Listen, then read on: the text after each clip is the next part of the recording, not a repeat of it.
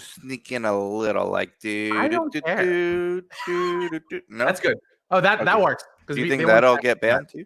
No, I don't think that'll get banned. It's not accurate enough. Alcoa-CCEA. Where is Alcoa? I miss Alcoa. You mean Robert Goldman or the actual Alcoa? No, I miss Dr. Goldman.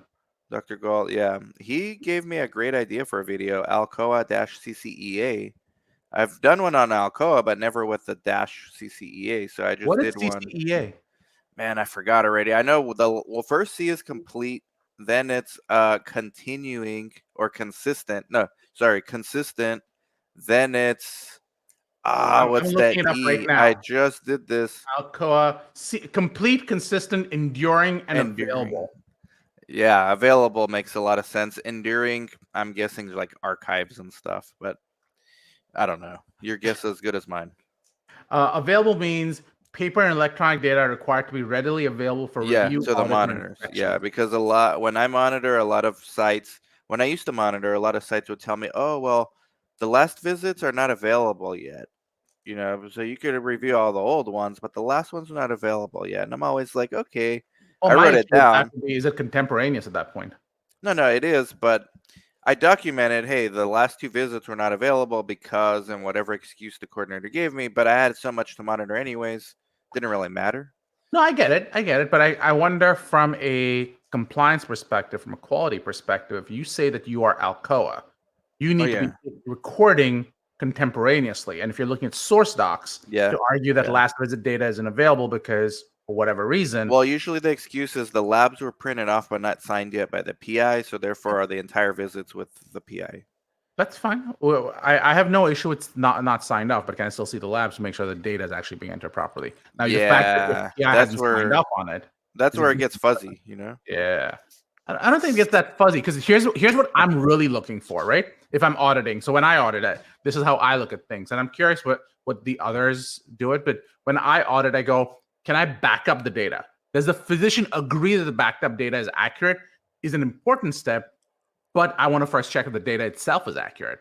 So from that perspective, I'd like to still see the data, even if it's not signed off. Then I'd still probably cite them for the not signing off. You're a beast. I am a beast. But the point of the audit is not to ding you. I think that's where the fundamental mistake is. I'm not going in there going, let me find all your faults. I'm going in there going, let's see where our problems are so we can fix them so that when someone who quote really matters, like the FDA or DOJ or OIG come in or I comes in, we get to go, we got all this figured out before you walk through the door. So to me, it's all about being proactive, not about like, oh, I caught you. What's the point of me catching you? Doesn't mean anything. The point of you catching them is you're preparing in case the FDA shows up that they don't catch them.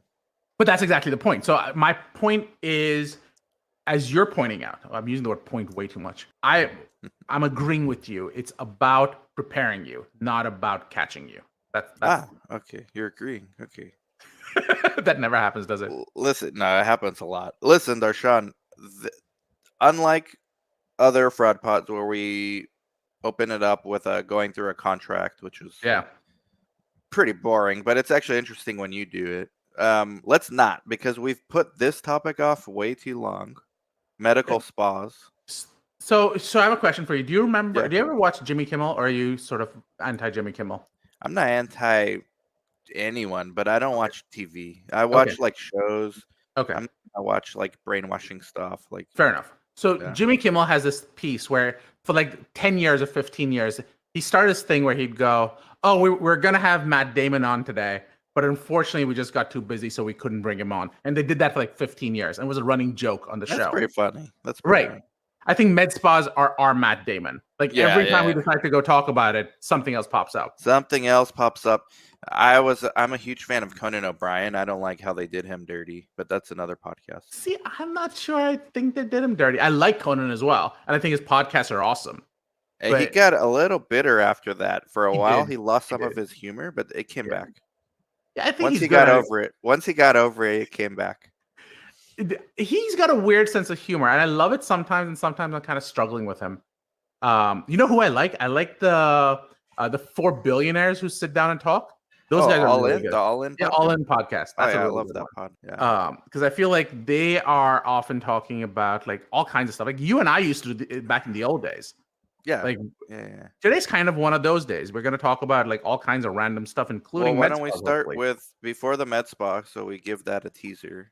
But Okay. kind of a breaking news. It's actually a slow moving train wreck that we've seen for like 3 years. But Walgreens completely falling apart, shutting down like 1,000 stores with 800 more on the chopping 1,200 block. this time. Yeah. 1,200 with 800 more on the chopping block. Is that right? Okay.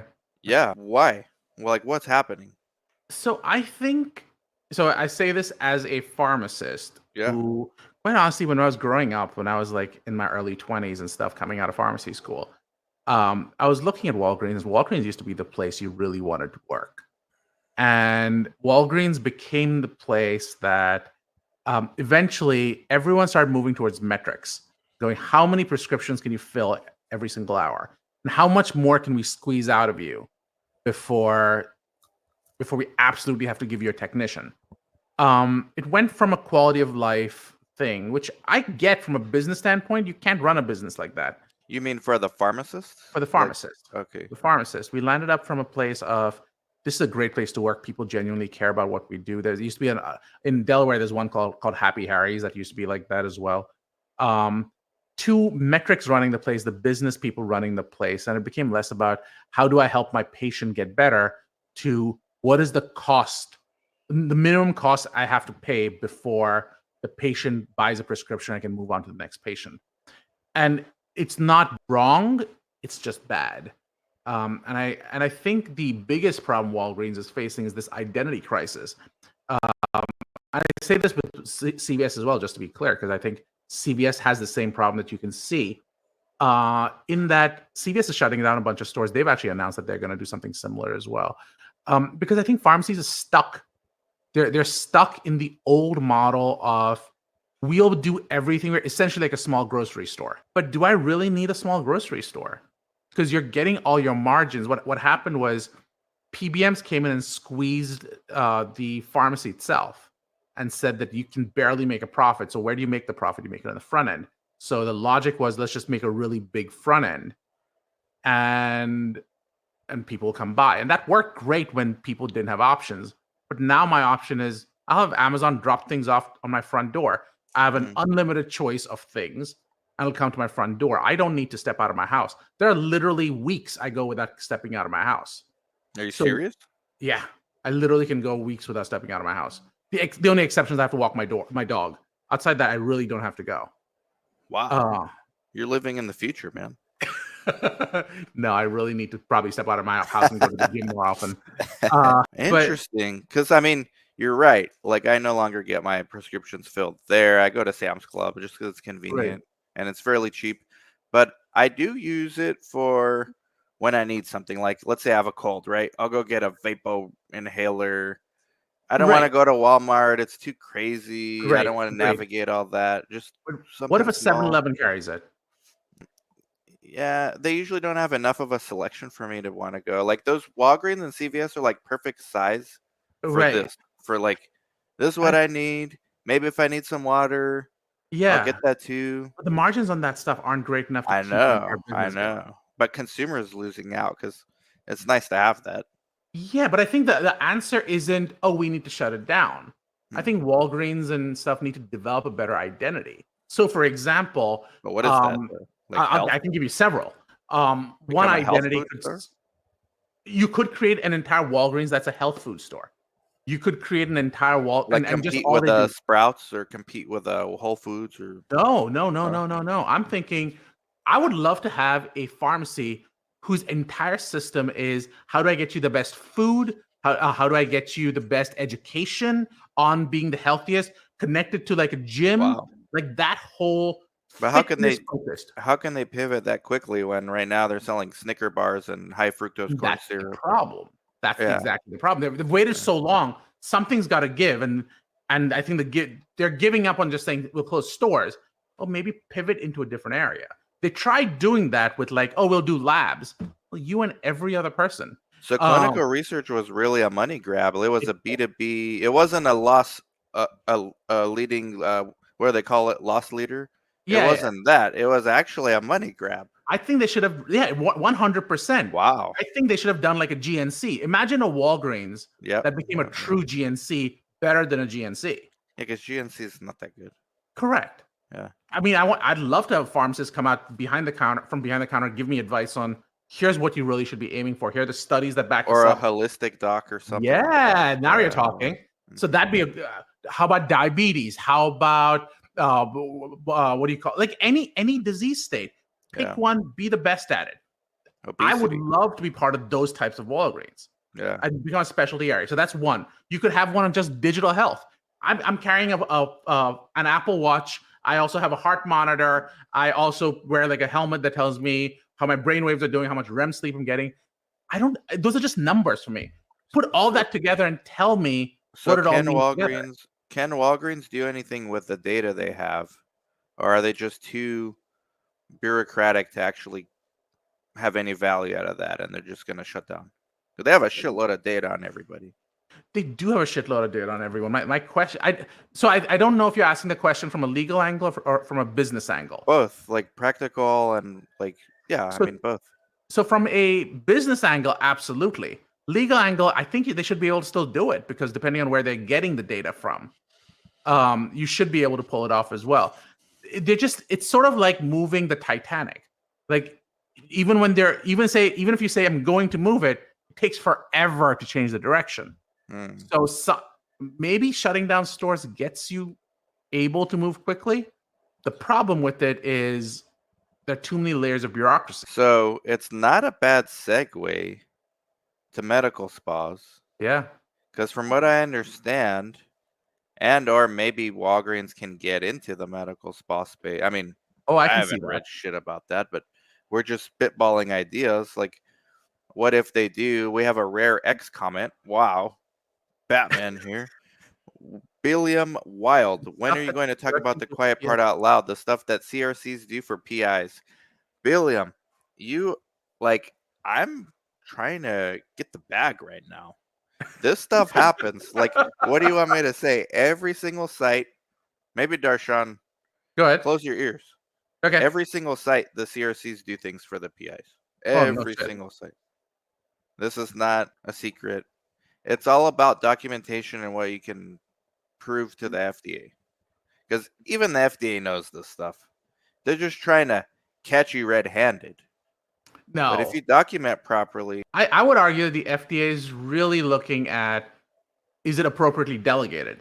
And if it's within the practice and scope of what they do. Because either the CRC, who might be a nurse, who might be a medical assistant, if it's within the scope of practice, they're absolutely allowed to do it. Just be delegated. Yeah. And that's fine. I think it boils down to, does the PI know what's going on? Is he or she able to control patient safety properly? You know, every site has every site. I don't care what conference you go to where they're hoity-toity talking about, no, that's not done here. Yes, it is. I'm sorry. It is to varying degrees. I agree. There is no absolute good or bad. It's just varying degrees of this. Billiam, I feel your pain, man. Billiam, I know. And I know where Billiam's getting at is coordinators need to get paid more if they're doing all this extra stuff. And the market will decide, because the market decides the coordinator. See, I always pay high end of fare because I want to keep my staff. So I'm gonna call you out on this. I agree with you that coordinators should get paid more, but the question is, how will they get paid more? Because that just means the PI is gonna have to pay them more. Well, the PIs don't nowadays. The PIs don't own the sites anymore. Good point. But either way, my point is the site would have to pay them more, and that means that the salaries have to go up. Yeah. And the point in that case is, you're a site owner. Yeah. You have a choice. You take the risk. You raise the business. Do you give more to your coordinators? And which you do. But what point do you max out? When I'm done growing, I feel, then I max out. Okay. That's my strategy right now. We're growing. As long as we're growing, I'm going to keep increasing your pay because we have to get to where, like, scale, and then once we do, now it's my job to figure out what's next. Like, how do we expand? And then maybe Yeah, and then maybe your course here is done, but you can join the corporate center. I got some stuff hopefully panning out soon. I'm gonna announce, but not yet. But yeah, that's what you do. And a lot of sites have already reached their max growth, and so there's no more raises. And yeah, Billiam, If I know Cassidy, you have a strong sense of justice based on your avatar. I hear you regarding the market, but if tasks are being done on the hush, then how will it be acknowledged? it's like the Batman, and just because things are being done under the hush doesn't mean that they aren't being acknowledged. I mean, Gotham knew the Batman was doing things, but it was We always done. acknowledge internally. Like we cannot have a business without our coordinator. Absolutely. We can We can actually have a business without our PIs. It's just regulations require it. I mean, kind of an important piece of this. Yeah. But regulations require it, but we can still do the visits and have like mid-level providers provide a I'm not adequate. sure that's. I think mid-level providers who are appropriately trained, maybe. My Yes, concern, yes. I have, My I have argument is concerns. that we're Yeah, more reliant on our coordinators from a that's fair. business perspective than Yeah, a PI. but And I and think, Billiam yeah, saying the same thing.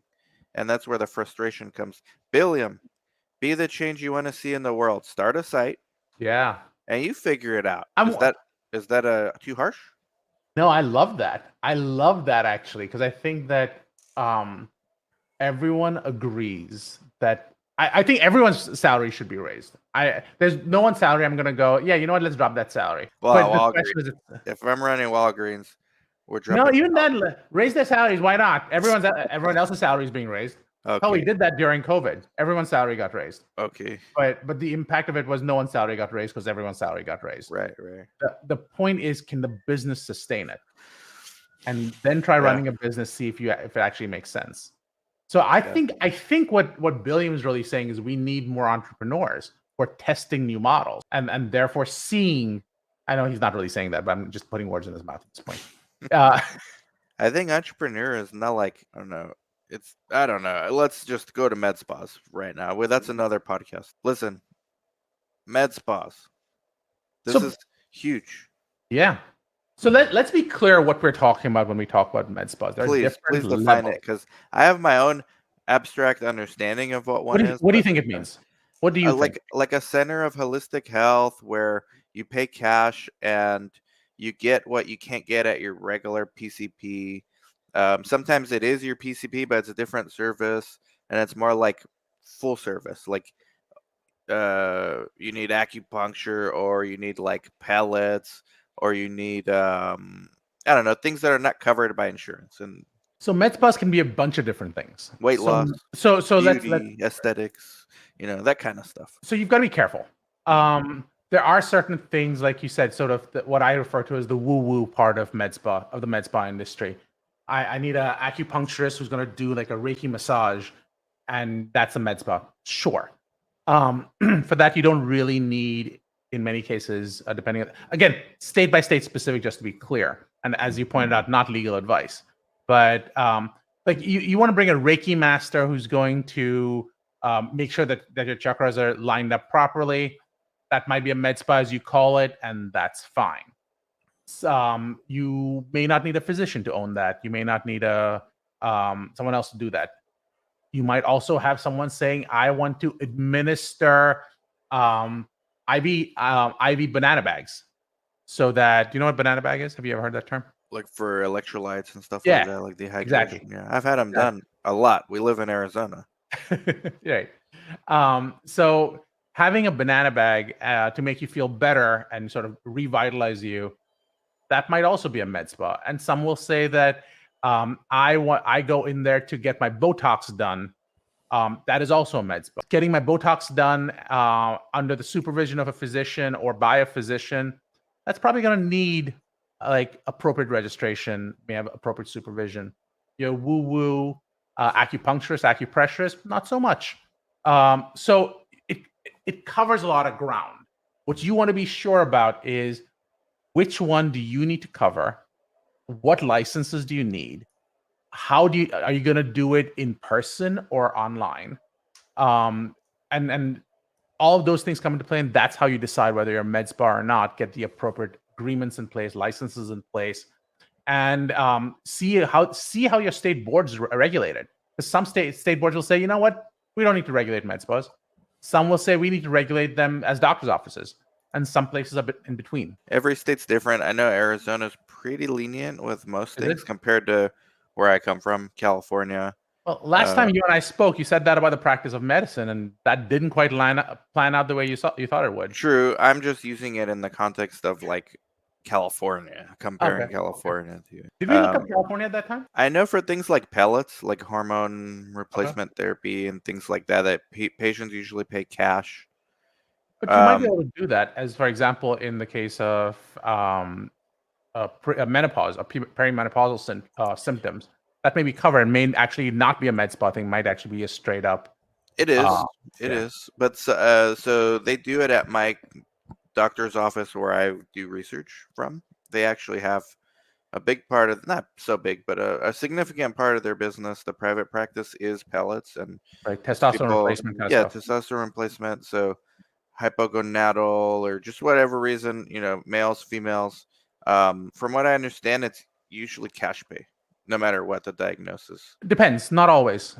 You might be able to bill some of that, like we were talking about. Let's say you are talking about hormone replacement as part of this med spa service.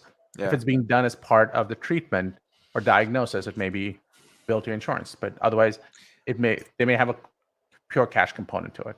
So the conversation I've had, here's the practical side of this, and here's Yeah. what I think it gets into a lot of the minds of frustrated physicians looking to expand their income potential. Yeah. The doctor I see, I don't do studies with him, but I see him.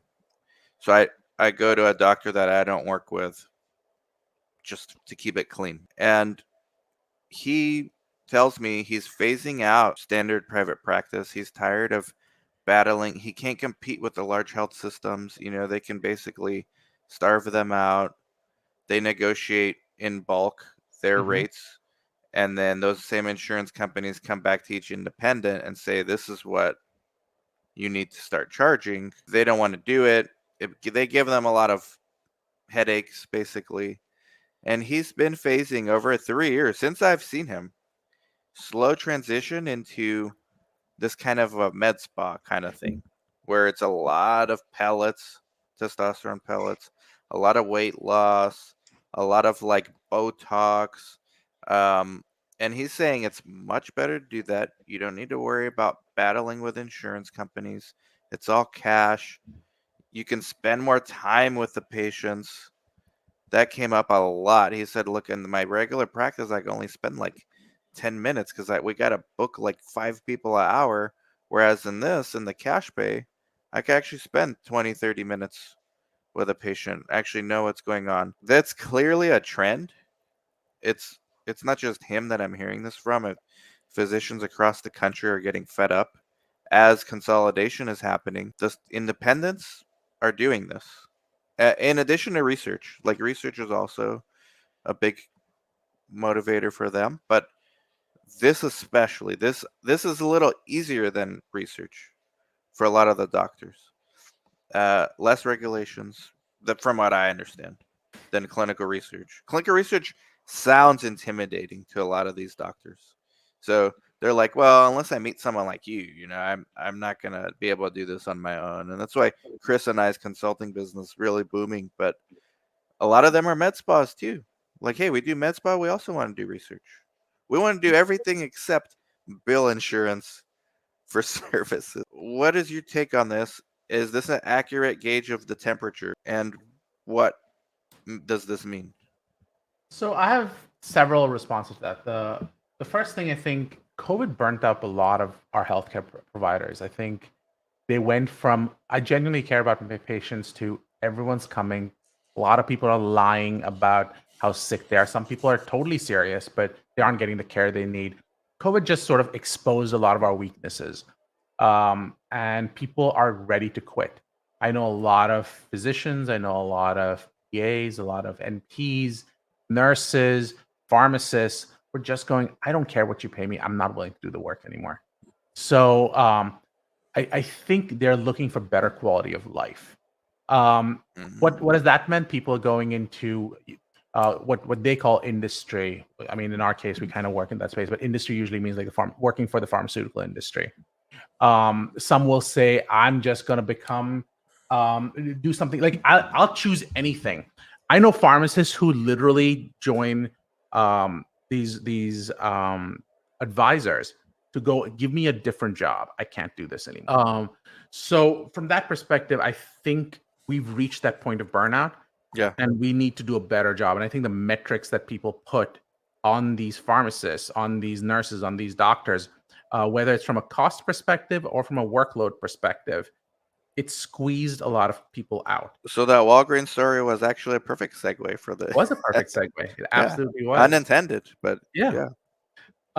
I think that's the first part. I think the other element, I'm seeing a lot of conversations about what are alternative ways for me to make money. So I think you talk about med spas, which is absolutely true. But I think I'm also seeing people talk about clinical research, as you've seen. I've seen people talk a little bit about sort of going in house so that they don't have to worry about generating business or anything like that.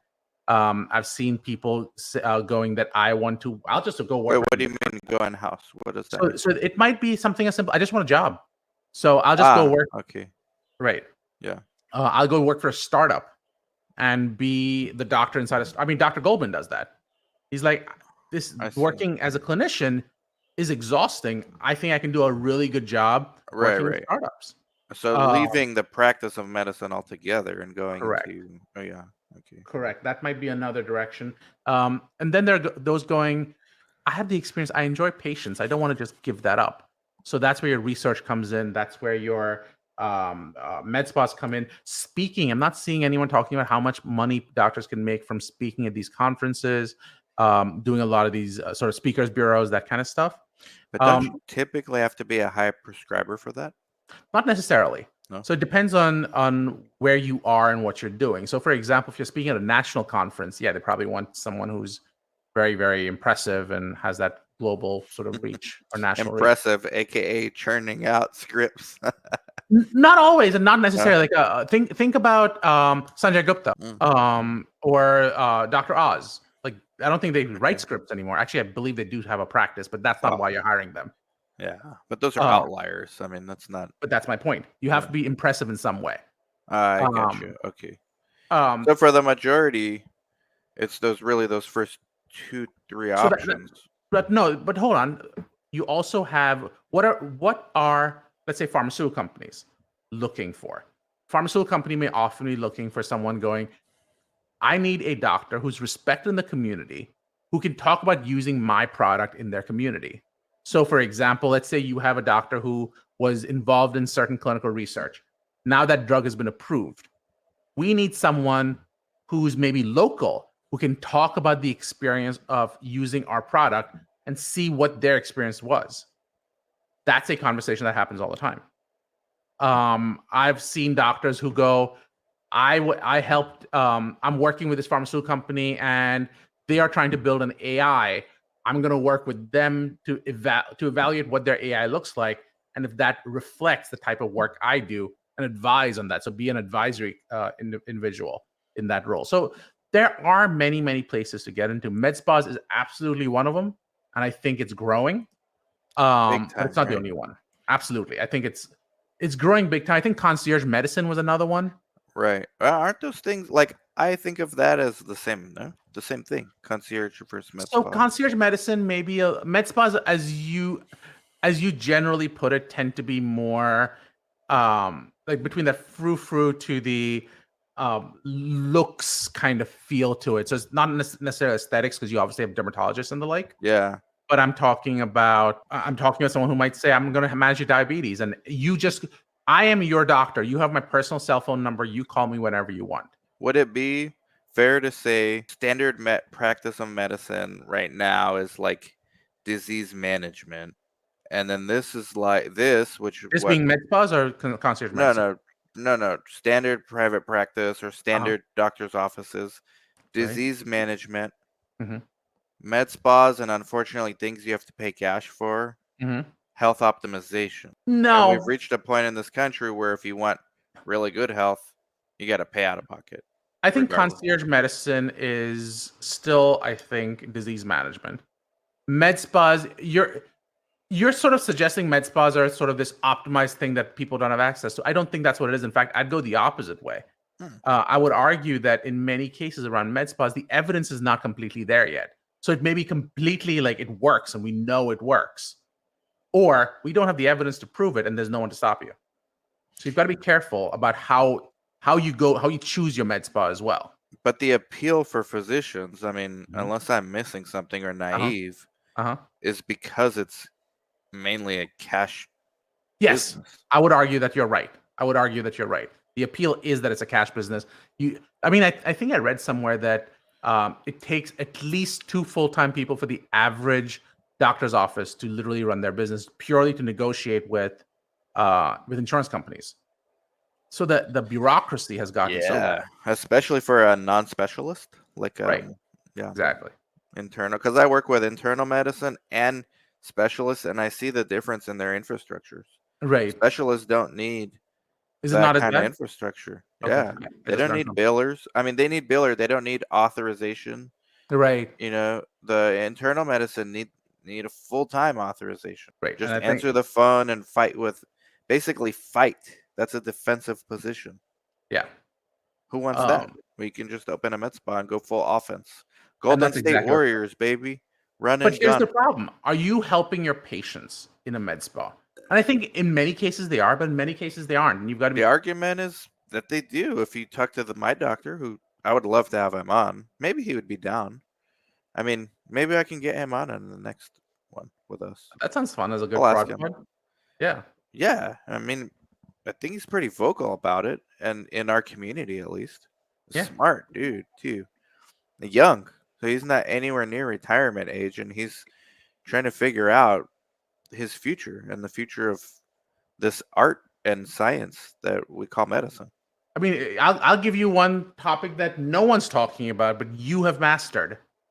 How about becoming a physician influencer? There's a lot of those on YouTube. That's my point. Dr. Berg. There's Yeah. a bunch I follow. One of our sub-eyes, Dr. Joe. I'm Right. co-producing a show with him. We got a couple books in him, I think. We just Yeah. gotta manage that talent. That's my point. I think physicians are going, I'm exhausted not practicing medicine, but defending my practice of medicine. But in a way, it's sad because It is absolutely, without a doubt. I agree with you. like they don't necessarily get in to do that. They get in No. medicine to treat patients and improve health outcomes in their communities.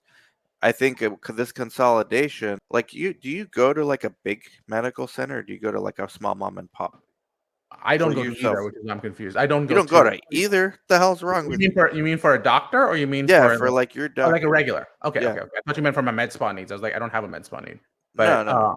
I go to usually to a large medical center.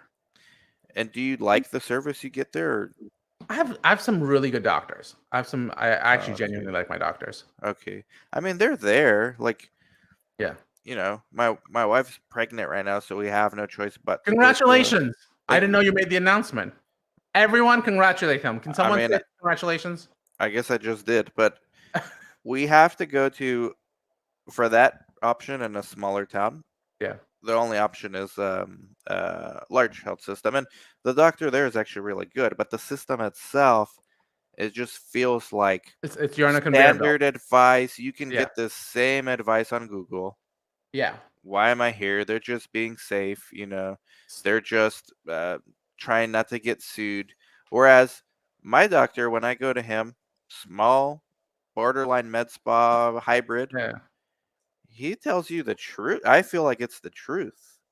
And he always prefaces it with, mind you, this is not actually approved, but listen, this is from what I see anecdotally. And Let me you ask you a don't get question. that at the large systems. And I feel like you're not getting the real truth by going to those kind of places. Unless you know like what to ask and where to probe, which most people don't. Most people are not pharmacists or attorneys.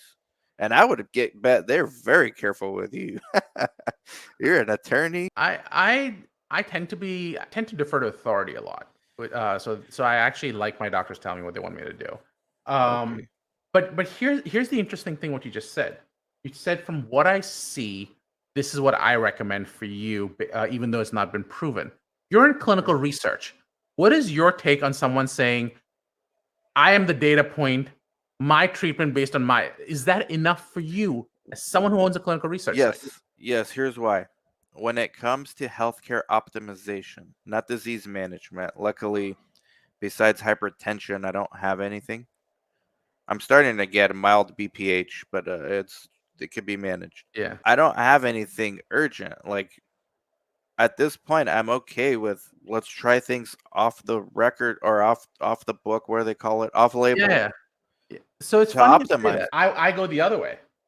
I want to try everything normal before I try things that are unapproved. Yeah, but there's so many side effects on some of these things. Like, But at least I know what they are, as opposed to yeah, I at least don't you know what know I'm what they walking into. are. But that you have the option of like say milder side effects with off-label things or No, why do you think they'd be microdoses. milder? Well, so you can choose. Like, there's different arsenal of like what they can. There's more options they have basically. How about this? I'll give you 3 kilos of turmeric, and that's going to cure your aging. And my point would be, you'd go, well, a fancy guy in a white coat told me I should do it, so I'm going to. We have no idea what it does. We've never Right, tested on this right, dose. We right. don't know. But Because that's where the at that point trust he's comes. referring to That's where authority. the trust comes. That's How my long point. has he been or she been in the community? Did But other how does that patients change that I anything? know have So there's a similar famous. outcomes? Who was the? I'm blanking. This is terrible. Um, Wrote the FDA auditor. Pat We used Stone? to Pat. Thank you, Pat. Sorry, I forgot your name for a second. Um, The uh, legend. the legend. But Pat audited a doctor just like that, and he was doing research studies on people going, "Oh yeah, I'm the community. I'm gonna do this research study on you, but wink, wink, nod, nod. It's gonna treat you." And was like cancer patients. That's different Why? because that's you're not doing this. My example. He's not putting me in a study. He doesn't do studies. No, the only He's reason he was doing studies was so he could get paid for it. That's different. That's reaching for an external reward versus finding an internal reward of Yeah, creating better outcomes you for your notice patient. you're like what you're describing is known as the no true Scotsman fallacy. Have you heard that fallacy before? No, that's interesting. Yeah, the no true Scotsman essentially goes like this. This person does this bad thing. Well, no true Scotsman would do that. Well, what about this guy? Well, he's not a true Scotsman. So you keep eliminating the answers you don't like, Yeah, yeah. and that's the problem. So here's my point. If you know a doctor's doing studies at Yeah, his site, right, yeah. and you're seeing the incentives, you have as a consumer have a decision to make. Do Okay. I trust this person? Number one. What are other options? Is he only pushing this? Or is he giving me like a fair representation of all my treatment options? I mean, those things have to factor in. If you're getting like red flags, only pushing for studies because he wants to bill, you need to find a new doctor. But that doesn't mean that the options, the off label options, are not a good idea for some to consider just because some doctors have incentives to make money. So I'm trying to pull up here. I'm gonna. Because at the end of the day, a doctor is allowed to prescribe off label if they want. A doctor's completely allowed to prescribe a drug off label. There's nothing wrong. In fact, the FDA will come out and tell you that in many cases that is the standard of care. So totally okay to do that. Yeah. But a large health system may not do that. Sure they will. They're They absolutely will. less No. likely. I mean, like 100% they'll do that because I'm the one who tell the doctor to do it all the time. You get a lot of from my experiences, you get a lot more pushback in those You places. shouldn't. It's the standard of care in many cases. Shout out to Kaiser Permanente in California. So this one, They tell you to eat your vegetables and to manage costs. So I don't think that's a good. this is the example. Initiated a study without IRB approval, did not conduct review of research at intervals of not less than 1 year. Essentially, he was practicing medicine, calling it research. Yeah, that's horrible. And as a patient, you should know. Look at the You should be signatory. informed. Pat Stone, look at you, man. That doesn't mean that the rest of the doctors out there that are looking at alternative options all operate under this They framework. don't. They don't, and that's my point. I think you have my experience with my doctor is they. I want you to be able to back up your answer. as long as you can, I'm fine with it. You can take it off screen, by the way. Oh, But it's nice to see Pat Stone's name here. I think we're agreeing on this, Darshan. I think we are. No, I think we are. I think I generally agree with you. We come to the same answer from different angles. We often come back to the same answer. Yeah. So I think the big difference between you and me is, and we shout out to Edie Edens. She'll call me out on this all the time, where she goes, Darshan, you are like a white shoe lawyer. Have you ever heard the term white shoe? It means one You of got those Air Force Ones lawyers. or what? No, usually means it's the lawyers you hold, you know, like the stuffy wears a tie and does like the whole like very very high-end lawyer. That's usually what a white shoe lawyer comes across as. And you have told me this yourself actually before, where you're like, you follow the rules too much. And I go, yeah, I do. And I kind of like the rules because I know where my boundaries are. Yeah. You are not that person. You're very much I know what the rules are. I want to get to the answer, and the rules are standing in my way. We both know we're going to get to the answer.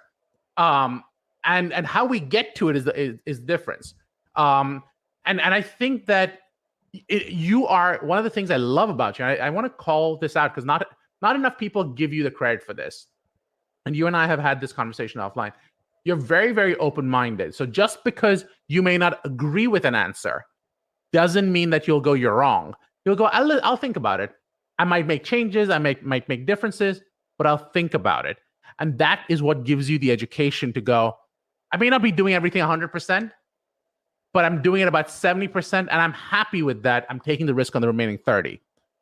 And that, as a lawyer, that terrifies the shit out of me. Yeah. Well, thank you. I mean, I think everyone should have some critical thinking and be open-minded. But we've discussed that most people don't. I know. Most people don't have original thoughts of their own because the truth is difficult to get to. And they'd rather find their tribes and just echo their exactly reason. right. Exactly right. Yeah. So I have a lot of respect for you for exactly that reason. I don't think people give you enough credit for it. Yeah. Thank you. I appreciate it.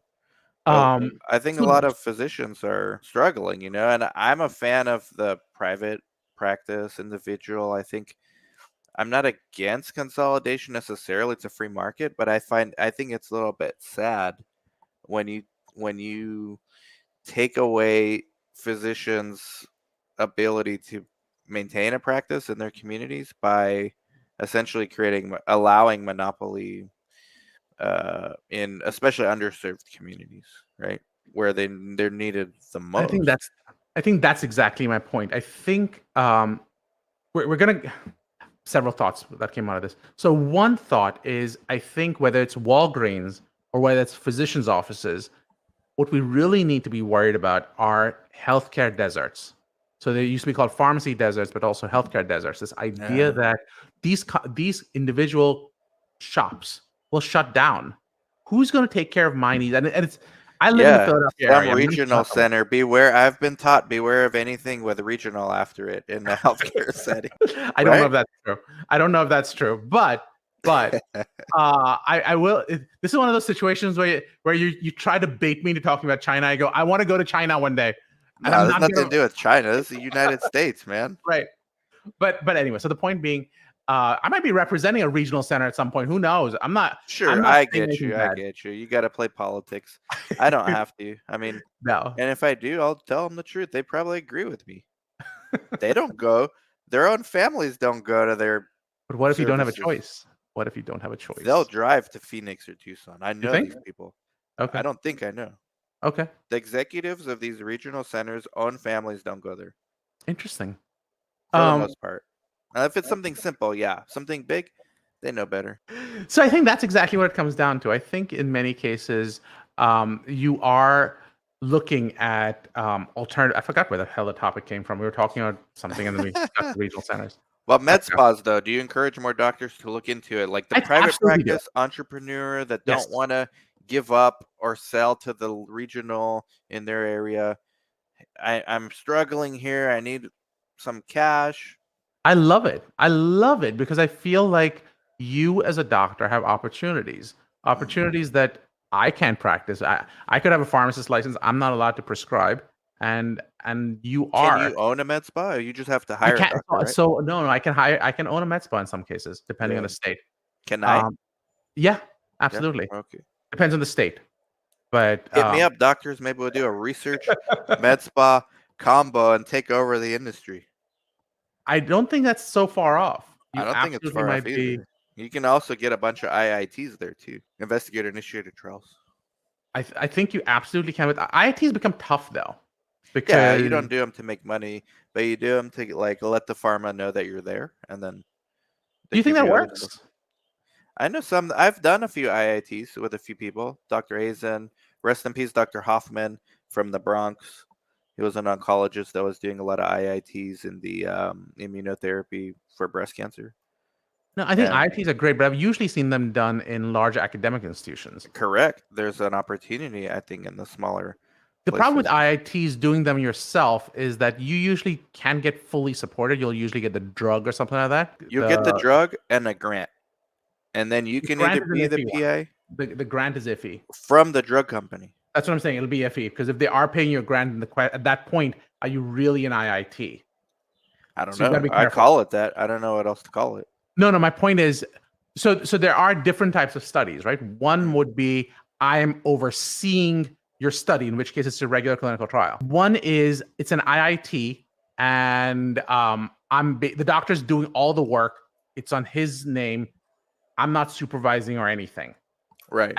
And that would be the doctor is the sponsor essentially in that case, right? The He's the doctor is sponsor the investigator. sponsor. Yeah. He's the sponsor Yeah. investigator at that point. Yeah.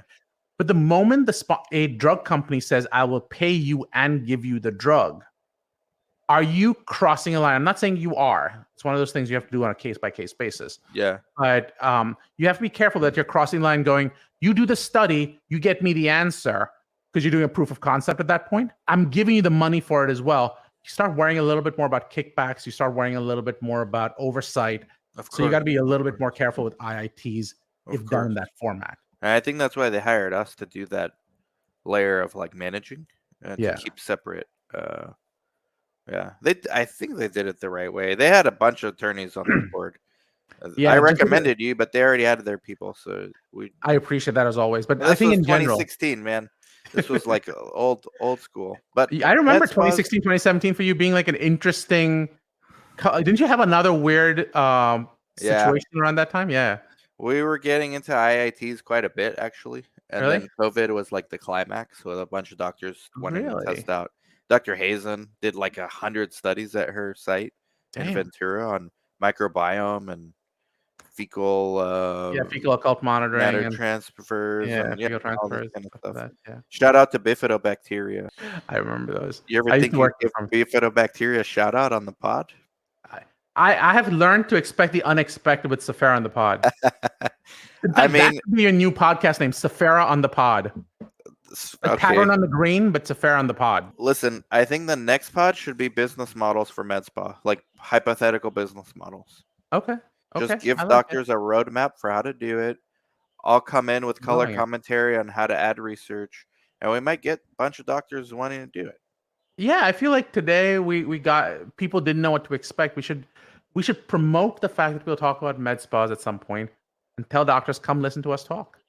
I'm trying to target more physicians. I've been told by people soon to be above me I should focus a lot of content around doctors. Above you?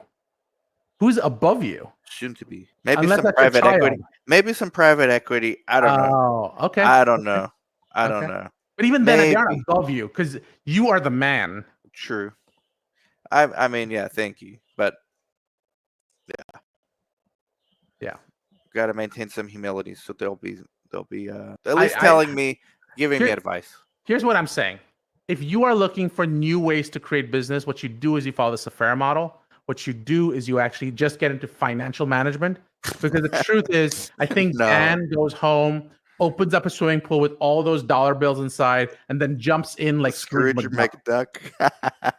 What was it from DuckTales? I think it was DuckTales. Man, that was such a good show. No, definitely not me. If anything, I'm a people manager, not a financial. That's all Chris. That's what every Scrooge McDuck says. I'm a people manager. Nah, man, my employees will vouch for me, even former ones, for the most part. I know they will. You're actually, and this is something I will say to people because I've now known you for about what 15 years at this point, something like that. Yeah. Well, God, no. Quite Something some like that. time, man. You we have different methods, but you are someone I still reach out to whenever I'm thinking about business. You have a thought process about business that I don't have, and I always appreciate that viewpoint. Are you the only one? No, but you have this really cool way of thinking about things. You are the quintessential guerrilla marketing Or real. business person. Wow. That's who you are. Thank you. You won't attack directly from the front because that's just too boring. You will find all the 1900 different ways like the Viet Cong used to do. Yeah, decentralized, man. These I like decentralized it. business models. That should be your new business. The art of war cause confusion in your enemy. Fair point. Fair point. I have fun doing it, honestly. I So don't know how you do it. it's hard to be consistent in when you have like challenges, and you have to have fun. I've come to that realization, and I'm only 43. You have to have fun, or else it won't last. And you have to find internal rewards, not external. Like, as soon as I stopped chasing the external rewards, they actually came faster. You have to find the internal reward. Can I help this employee do better in their career? Can I help this patient like find the right option? Can I please this sponsor? Those are internal rewards. If you follow those, the external ones are there. Can I help people like that I don't know be successful? How do you define success? Whatever they want, or whatever you think they need that they don't know Mm, yet. finding your version of the good life. You're being the recipient or Yeah, the the recipient. Yeah. Like okay. I have my version, Yeah. you have yours, everyone has theirs. What's your version of the good life? And then, you know, I'll tell you why I'm asking. So let's say I'm a doctor and I'm going. I need to consider research, med spas, or speaking as the three options. Do yeah. you go? I have a proven system to get you into the med spa world, No, or no? I'm saying if you did, let's oh, say, oh, okay. oh. Um, would you go, or you have a proven system to get into the research world? Let me take you down the research world because I know how it works and I can get you there faster. Or would you go? Med spas are probably easier. Go with that. Yeah. Or why don't you discover, if you like adventure, why don't you go discover what speaking looks like and get back to me and we'll sort of see if we can come up with something at that point. Like, how do you Yeah. make that decision, guide them? And if you're a consultant, I think you should have multiple tools, and right now I only have one. It's clinical trials. So to man with a hammer, everything's a nail. Okay. But maybe med spa is a better option for that PR. Maybe med spa first, Yeah. then research, or maybe research but add med spa when your studies get slow. Right. Of course. And this is why I need to improve my skill set too. And just med spa is pretty damn intriguing to me. I know it is. And I think you and I need to talk about what that looks like because there could be like a package system we offer. Yeah. But that doctor is going to let you know what's their version of the good life or what they want, and then you could kind of figure out, well, based on my tool set, I recommend this. Or it doesn't exist, man. Go become a poet because what you want doesn't work. But I know a nurse practitioner. She's a good friend of mine, and she Shout out to Jaime Valles. Who? That's my nurse practitioner, good friend. Okay, got it. So she is sort of this friend. She's awesome. She's a nurse practitioner, bored by being a nurse practitioner. I have this one nurse practitioner friend who literally is going, I want to go into the deserts of Arizona and literally just like be a shaman. I have another one. Come on to Yuma. Right? Do you guys have shamans there? Yeah, in Sedona. And they have some in Yuma too. They do have some in Yuma. It's a lot of Native American and Mexican culture here where there's like curanderos and Really? Yeah. I have another one who's actually a professional dominatrix who is also a nurse practitioner. My point is nurse practitioner dominatrix. Right? You're gonna take your Ozempic, motherfucker. Wow, that is a combo. If that person does not have their own podcast, they are leaving millions on the table. Darshan, I'm telling her, We she need is to end this amazing. podcast and call this person right now. Wait, she does have a podcast, but no one knows that she's a nurse practitioner on that podcast. No. She needs to combine the two. Seriously. How cool would that be? I would subscribe to that in a heartbeat. I would subscribe she's very, to that very cool to talk to. pod, and I would talk to her, and I would be very clear when we meet. I'm meeting you as an NP, not a dominatrix. I want the NP. Bitch, you'll do what I tell you. You're meeting me as a dominatrix. Now take your medication. You will take your coenzyme Q10. Wow. Wait, Drew has a comment for you. Oh, Drew Harrison. Dan, you played a part in what I'm doing, and you do not know me, so thank you, and hope that is an internal. Thank you, man. I mean, yeah, I don't know Drew, but I appreciate you reaching out, and exactly, like, I realized this a few years ago. If you just focus on doing good and finding internal, I like when I get messages like this because it tells me I'm in the right track. The external stuff comes, it's just, if you chase that first, you get into issues like the document you put on the screen with Pat Stone, and I would try to avoid that if I can. I think that med spas are a really cool place, and I think we sort of just touched on them today, but I think we're gonna have to do a deeper dive because I think we have to do a deeper dive, yeah. Because we leaned in from Walgreens. Now here's the question: should Walgreens open up a med spa like you were talking about? I mean, I think they can, but the innovator's dilemma would tell us that it's too late. Possibly, right? So, but the thing is, pharmacies aren't going away anywhere. So, for example, do they follow the? I think the mistake they made, and they are making still, is they haven't gone down the Amazon pharmacy route. Like they've tried to do the whole automated pharmacy thing, but I don't really see them leaning into it. They need to change their store format. They need to reduce the bureaucracy. Yeah. Don't close stores necessarily. I'm not saying that don't close stores because I think you're going to have to. But I think your stores need to have an identity, and your identity cannot be that's true, like man. A CVS Light. You don't have a chain of alternative medicine like we need. Where is the Trader Joe's for like acupuncture, massage, Botox? Bring that all together. That should be your Walgreens. Exactly. How cool would that be? Exactly. Relaxation spa. You can do deep tissue massage, all that stuff. Right? The closest thing is that I don't know if the margins are not there. What's that massage place that is a membership? Oh, I know what you're talking about. Massage I mean?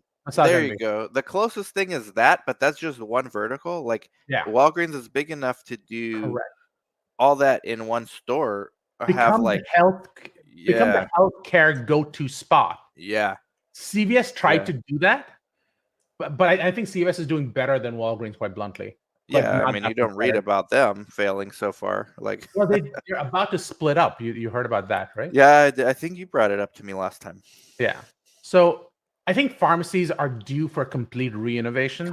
But you can't be selling Coca-Cola and Snickers bars anymore and do this. Right. You have to completely go all in or acquire. I mean, yeah, I think this generation sees that. They really want to see authenticity. Don't give me the oh, you have a pharmacist behind there, so we're a healthcare place. You're selling me cigarettes at the end in the beginning of the store. Yeah. How much of a healthcare place are you? Man, we might need to do a massage envy concept for med spa. I think that was one of the things we talked about right now, didn't we? Having all your professionals. You got me ideas because one part could be research, one part could be like whatever, acupuncture, Botox. I mean, you have all these different things, you can do PRP. Right. I've gotten some of that. TRT, PRP, all these acronyms, semaglutides. There you go. Semaglutide, you got to be careful. There are a lot of rules. I mean, that train's kind of, now they're coming out with like dual and triple agonists and. Oh, is that true? Is that I haven't looked at they're looking at the second order effects of obesity now, like psoriasis, stuff like that. Metabolic syndrome is a big thing there. I think they start from metabolic syndrome. The impact on the liver for tirzepatide is not as great, but I think semaglutide has really decent effects, and they're going, oh, why is that? So let's talk about the next phase. I think someone's talking other ones. Look at Lilly's orforglipron. It's the I haven't seen that one. Once a day pill. It's a pill form. But there is a semaglutide pill as well. No one knows about it for some reason. Okay. Yeah, it exists. All right. Yeah, there's a lot of stuff. I mean, this can get wild, but We should do one on obesity. That should be another, just like an obesity clinic. Oh, I'll bring Dr. Joe on that one. Okay. If you're okay with that. I'm fine with that. Okay. How fun would that be? I think I'll have to get Dr. Do you want to interview Dr. Joe on your pod? He's my sub. Sure. Yeah, I'll interview him. I mean, he's very alternative, though. You'll have a good one. You're open-minded. I'm always open-minded to hear other opinions. Yeah. So he's smart, dude. Too. Okay. As long as you can back up your opinion, don't come in there going, "Well, you know." Oh no, he has studies. He's got peer-reviewed literature. Yeah. That's awesome. So we've hit the 1 hour mark. Do we still keep going? Or you? I gotta go be a plumber for an hour, and then I gotta go do a bipolar study. I'm only needed 15 minutes for that one, though. Are you the subject, or are you the? I mean, I should be. No, I'm the rater, unfortunately. So I have to do the scale. But and when you say rater, R-A-T-E-R or R-A-I-D-E-R, like a corporate rater, psychometric rater. Okay. Not a corporate rater yet. And I don't think I would do that. I think that's my dark side that would want to do that. But we'll just bring in the dominatrix to help you. The dominatrix can pull that off effectively, I think. That's amazing, man. Send me her LinkedIn or send me her info. I can't send you. I don't think she tells people. Well, you tell her. She's missing out a lot. Mixing those two together. I think she know. I think she's. Here's the sad part about art. I think we should do that as a separate thing altogether. But I think we as a society look down on people who do that type of work. I think the fact is that it's a need. There are people who want to have those needs met, and you know what? Good for you for finding out what makes you happy and doing it. Yeah, it's a lot of like someone as qualified as she or she is. For her to have to hide that about yourself. Yeah. There's a lot of morality snobs out there. Correct. And we're kind of beyond that. I mean, some people would argue that's bad, but I don't think so. Yeah, I'm not sure. For me, I just go, does it make you happy? Does it harm someone else? Otherwise, just go for it and enjoy it. Right. But anyways, so you got to go be a plumber. We're going to talk about a plumber. Everyone follow Yuma Clinical Trials on LinkedIn and on YouTube, and you'll see that video in like 2 weeks. But the last one we have up is 2 study coordinators cooking shrimp at a shrimp taco place, all in Spanish. 30-minute in Spanish with English subtitles. So I have a question for you. So the one you're going to do right now. So this is going on Clinical Trials Guru, though, or it's going on Yuma Clinical Trials? It's going on Yuma Clinical Trials. So let me, if I may, pull it up so you guys can see. And the thing I want everyone to know, because I did not know this, I've always thought of you as the Clinical Trials Guru. And now we've got Yuma Clinical Trials. Oh, yeah. Yuma Clinical Trials is not just for the regular, like sort of people in the clinical research space, but it's for local folks who are going. It's for local folks. This is going to be something I want to talk about at SOS, Save Our Sites Conference. So this is our page. We only have 27 subscribers. Our Instagram, however, is popping. Like these videos, they get a lot more views, much more views on Instagram. Here's one of our most popular ones. It's with a nail salon owner. Right. And this is, I don't know if you've seen this one. This is Wait, is she doing it? Oh, for a second, I thought she was doing it over the gloves. Wait. Neighbor in the suite next door. Well produced. Yeah. And then these are our 2 coordinators. These are our 2 coordinators right here, Lana and Grecia. This was their idea, not mine. Look at them. They go to her, and then she started referring patients to us now. Wow. Because she knows us. And then if you go outside this door, we're down the hall right here. Oh, okay. So she's like right there. She's a really cool person. This thing went viral on Instagram, but they just talk. Penny here. Look, hi. J Nails on Instagram. You've got a great smile. Look at her go. Yeah, I mean, so look at this. Well, sometimes I try my best. Why do your coordinators? That's not like something together. Because they've got the eyelashes done and everything. They knew they were gonna be filming. That's why. Okay. Shout out to No, I love my clients. I feel like I have a relationship with each one of them. See? And you know, I'm pretty full. Yeah. And she's busy. What I like about looking at this video right now is knowing the kind of stuff you're into. Go back to the video. Well, let me show you this one. No, go back to that. You want to see her? Really okay. We did I interviewed the mayor of Yuma. Okay, click on that for a second. So look on the side. Where you're looking at how to get ahead of 99% of people, gangster shit, and Never Let Me Down. Those are the types of things, YouTube things you'd be into. Oh, that this to be stuff. awesome. This No, below stuff. below that. Right there. Yeah. This is Then what I watch. Mean Girls. Why is See, I Sisyphus find that to happy? be fascinating. What makes Dan Safara tick? I mean, I guess stuff like this. Yeah. Don't do this Naval online. Ravikant. I love this guy. I love that guy. His book is required reading. Science Can't Explain. Do you use ChatGPT? Oh yeah. Okay. Here's a prompt that I read about in Reddit, and it's terrifying to watch it. Go on to ChatGPT, do not put it on video, and ask it to tell you things it knows about you that you may not know about yourself. Do you have to put a link to yourself? Or? No. Okay. So it bases it off the history of the questions you've asked it. Let me just show. Okay, I will. Let me show you this. Hey, Dr. Joe here. Dr. Joe Show. Something. He went to the Yuma Fight League. We put this on our little channel different too. today. He was the cut man. Oh, when shit. people get hurt. Do you want to see, like, check this out. The first 30 seconds. Over at Wyatt. He popped someone's shoulder back in. You could hear the guy yelling. FL Yuma I don't need Fight to see League. that. I was at. I'm good. Thanks.